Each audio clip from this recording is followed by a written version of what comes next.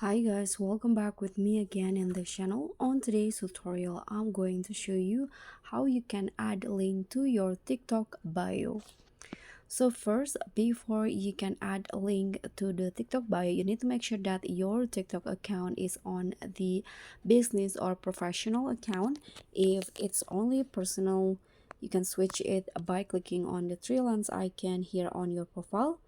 Go to the settings and privacy, and here you can click on the account, and there will be this options switch. So as you guys can see, I've already switched into a business or a professional account. And after you do that, you can go back to your profile, click on this edit profile, and in here you can just scroll down and you'll see this under the business information and also social. There will be this option where you can add links. So you can add link to your website, you can add link to the Lemonade, Instagram, YouTube, or Twitter. For example, I'm going to add link to my YouTube channel. You can just click on this at YouTube.